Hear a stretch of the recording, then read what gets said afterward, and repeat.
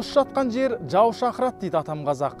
Ұлан қайыр кең даламызда тек қана шекарашылар күзететтеу бекер дүние. Бұл ретте ауыл еңбеккерлерінің алатын орны ерекше. Ассалаумағалейкум. Эфирде Бақыттың кілті бағдарламасы, мен Болат Көкенайұлы. Біз шекара шебіндегі Үржар аудандамыз.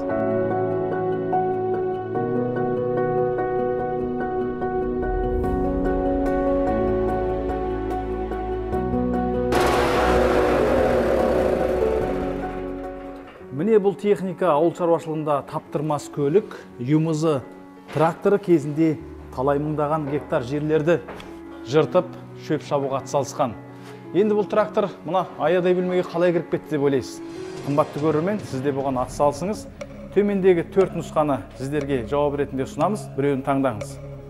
Әбден ойланып басыңыз қатты ма? Таба алмай отырсыз байқаймыз. Енді бұл сұрақтың нақты жауабын білуге біздің бүгінгі кейіпкеріміз ауылдағы мұғалім, кәсіптік колледждің директоры Қанағат Шарахметов ағамыз көмекке келсін. Ассалаумағалейкум аға. Алейкум ассалам бөке. Жаңағы айтып тұрған 4 нұсқаңыздың ешқайсысы дұрыс емес. Нақтысын айтыңыз онда. Нақтысын айтатын болсақ, жалпы бұл осы тұрған жеріміз лабораториялық практикалық сабақ өтетін жер болғандықтан, бұған осы біздің колледждің студенттері мен оқу өндіріс шеберлері осы тракторды толығымен бөлшектеп, бөлшек күйінде осы жерге кіргізіп, бәрін қайтадан құрап, міне іске қосып, дүрілдетіп, оқушыларға сабақ кезінде үйренуге пайдаланып отырған нәрсе. Керемет дүние. Енді жалпы білімнің ең жақсысы адам баласы өз көзімен көріп, қолымен ұстап, жасап үйрену керек қой. Сондықтан да осы жағдайға жасалған дүние ғой. Мынау міне жылтырланған арнайы оқу құралы. Бұнда барлық техниканың бөлшектері қалай жұмыс істейді, соны балалар өздерінің көзімен көре алады. Мысалы айтайық, мынау міне коленвал астында, көрдіңіз бе? Осы коленвал қалай айланып тұрады? Ол шатунды айландырады, поршынды айландырады, поршын көтерілген кезде, түпкі нұсқасына келген кезде зажигание қалай беріледі, свеча қалай жұмыс істейді.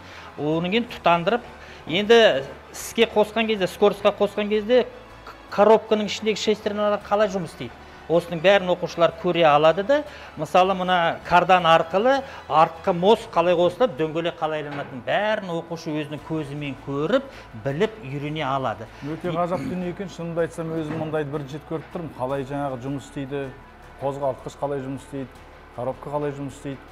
Өзімде бірінші рет көріп тұрмын. Яғни бұндай нәрсе көп жерде кездеспейді ғой. Бұл енді көп жерде кездеспейді. Расында да бұл біздің мақтанышымыз.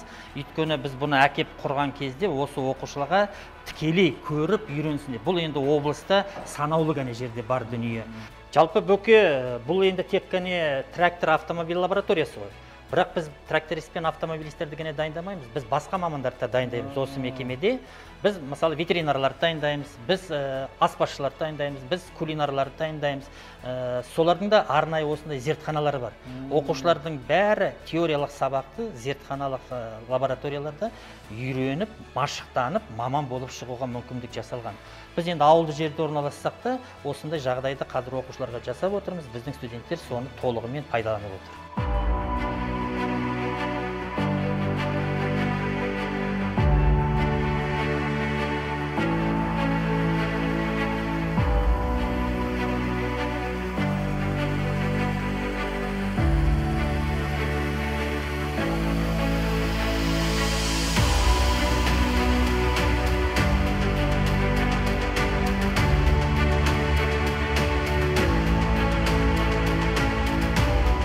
Осы кісі оқу өндіріс шебері, жалпы осы оқушыларды осы кулинария мен аспаздық мамандығы бойынша шеберлікті үйрететін осы маман. Осы кісіден бір-екі сөз тыңдайық.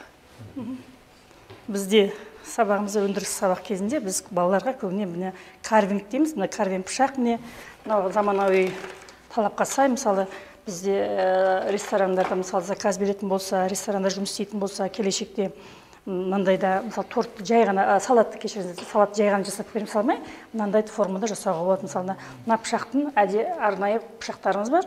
Осыны жаңағы салатты жаңағы мына қияр ғой, қиярды ақырын жай ғана бере салмай, осыны кесіп, мынандай формада жаңағы жапырақ жасауға болады. Немесе мынау жай кәдімгі мынау сарымсағымыз, пиязды өсіп, жаңағы лилия гүлін жасауға болады. Мынау жаңағы өзіміз қызанақ. Мынауымыз қияр, қиярды да жіңішке қылып талапқа сай жасайды балаларымыз өздері. Каждый үйретіп отырамыз өзіміз. Алдымен үйретеміз, көрсетеміз, одан ары қарата балалардың өздері жасайды. Мына жерде біз заказ аламыз. Кейде заказ береді, мынау не курица табаке.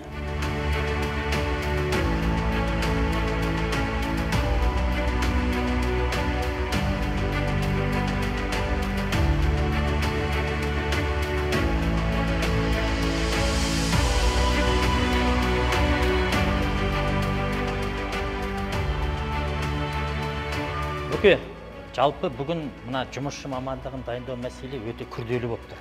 Өзіңіз жақсы білесіз, қазіргі жастар да, ата-аналар да баласының бәрі тек қана жоғарғы оқу орнында оқытқысы келеді. Жұмысшы мамандығын таңдауға ешкімнің қазір құқы жоқ. Құлқы жоқ, иә. Сондықтан да мен сізге бір жақсы видео көрсеткім келіп тұрды. Осы видеоны мен көрген кезде өзіме қатты ұнаған. Жалпы жұмысшы ертең жоғалатын болса, біз қандай жағдайға душар боламыз, соны көрейікші, бірге ренжімесеңіз.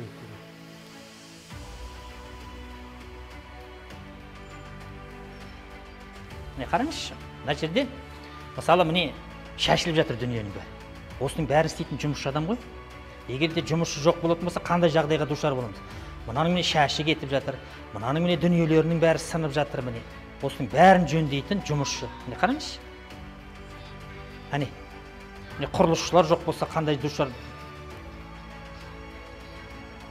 Жалпы қандай сала болса да, соның бәріне жұмысшы керек қой. Түгел салаға жұмысшы керек. Сол жұмысшы болмайтын болса, біз осындай жағдайға душар боламыз. Сондықтан да бізде жалпы мемлекетте кішкене саясат мына жұмысшы мамандықты дайындауға өзгеру керек. Біз мына жұмысшы мамандарды оқытқан кезде оларға бар жағдайды жасауымыз керек. Солар оқып, үйреніп, міне осындай жағдайға душар болмайтындай жағдайға келуіміз керек қой. Мынау енді қорқынышты нәрсе.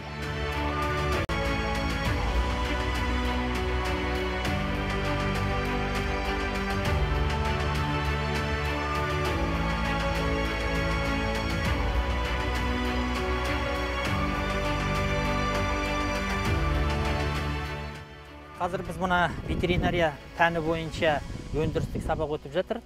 Осы сабақты қалай не істейтінін көрсетіп үйрететін арнайы бізде ветеринария мамандығының оқу өндіріс шебері Телғозин Арман Қалиасқарұлы. Міне осы кісіге сөз берейік. Осы кісі жалпы балаларға нені үйреткелі тұрғанын айтып берсін. Бүгін енді біз ветеринария сабағы болғаннан кейін 4 түлік мал, ауылда тұрғаннан кейін бәріміз 4 түлік мал асыраймыз.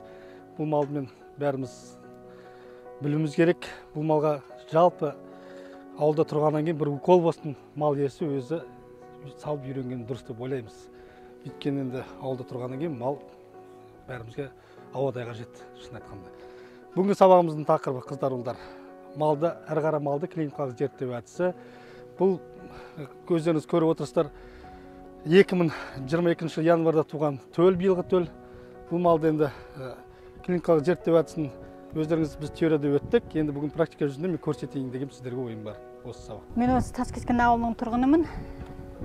Осы колледжімізде енді биыл осы ветеринария ашылып жатыр. Неге оқымасқа деп өзім келдім.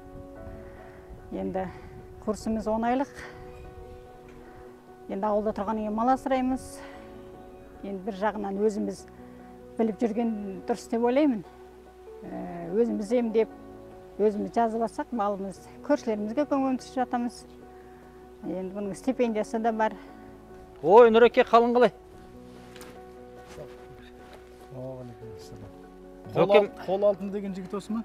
Бөке, енді бұл біздің жалғыз колледждің емес, бүкіл ауылдың мақтанышы. Бұл енді қолы алтын, үлкен шебер азамат. Жалпы кез келген техниканы меңгерген. Мына тұрған міне Газ-53-ді міне жөндеп жатыр, осы кісі өзі иесі. Мына тұрған КамАЗды, ана тұрған К700, ана тұрған автобусты түгелін осы кісі өзі жүргізеді, өзі ие, жаңа өзі жасап алған. Қанша жылдың ішінде қанша түлеп шықты, олар қазір қайда еңбек етіп жүр, және қосалқы шаруашылықтар бар ма сіздерде? Бізде жалпы колледждің тарихы 60 жылдан басталады. Міне бүгін 62 жыл тарихы бар колледж. Осы уақыттың ішінде бізде 13 мыңнан артық мамандар даярланған. Оның бәрі тікелей ауыл шаруашылық саласында жұмыс істеп отырған, қазір уже зейнетке шыққан, енді жұмысқа барып жатқан азаматтар. Сондықтан да бұл сұраныс өте жоғары. Бүгінгі күні біздің ауданымызда 2138 ба сондай тек қана шаруашылық бар. Соның түгелі осы ауыл шаруашылықпен шұғылданғаннан кейін бәріне осы мына біз дайындап отырған мамандардың бәрі ауадай қажет.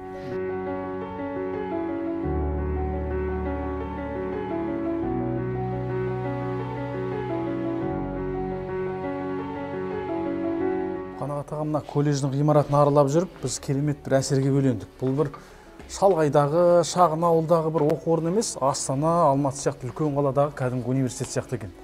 Дегенмен ішіндегі осындай көріністер бір күнде келмеген шығар, өзінің қиындықтары болған шығар.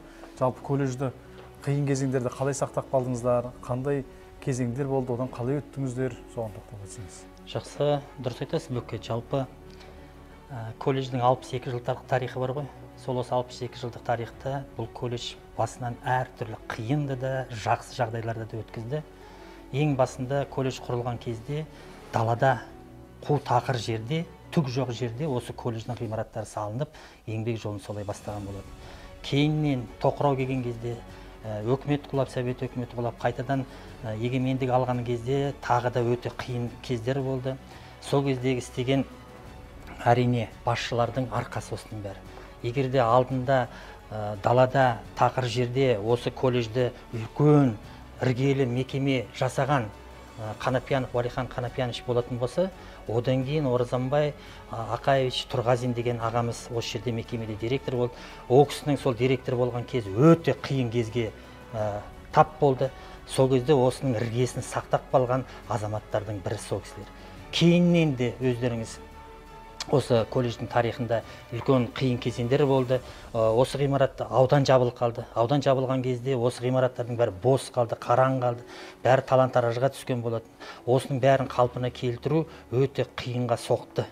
Мына бүгінгі сіздердің көріп тұрғандарыңыздың бәрі бұл әрине біріншіден мемлекет тарапынан бөлінген қаржының арқасы. Сол қаржының бәрі дұрыс игерілу үшін, осы ғимараттар осындай жақсы күйге келу үшін біз әрине мынандай костюммен жүрген жоқпыз ол кезде. Ол кезде қолымызға күрек ұстап, басқа күреш саймандар ұстап, осы жердегі жүрген құрылысшылармен бірге осы жұмыстардың бәрін жасап, осы сапалы осындай деңгейде болсын деген қызмет атқардық. Міне соның арқасында осындай жақсы ғимараттар бүгін пайдаланып отыр біздің студенттермен.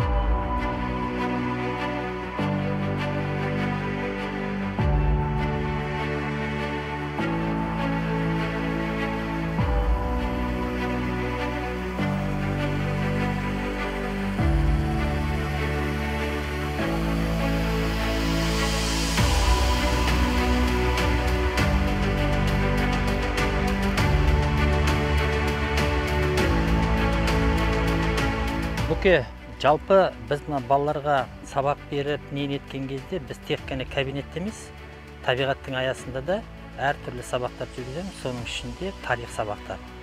Мына біздің қазір келіп тұрған жеріміз, бұл мынау таңбалы тас деп аталады. Жалпы бұл енді өздеріңіз білесіздер, қола дәуірінің ескерткіштері. Сол балалар соны білсін, жалпы мына елін, жерін танысын деген мақсатта біз жиі осы біздің студенттерді осындай табиғат аясына шығарып, осындай көне ескерткіштермен таныстырып жүреміз. Жалпы осы өлкеде қай заманнан бері адам баласы өмір сүріп келе жатқан, соның бәрін біліп отырсын деген мақсатпен бүгін біз міне қайтадан осы оқушыларымызды алып осы жерге келіп отырған жағдайымыз бар.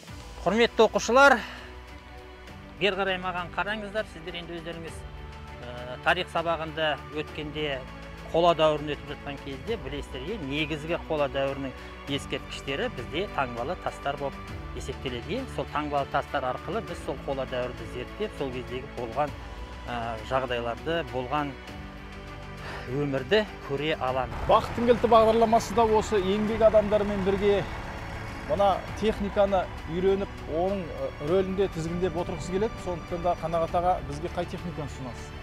Онда мына Алпанбек ағаның жанына отырып, осы кісі сіздерге үйретеді. Осы тракторды қалай айдау керек екенін үйреніңіздер. Жақсы, рахмет. Алпанбек ағасы, мына кісіге тракторды айдауды үйретіңіз. Отырайық.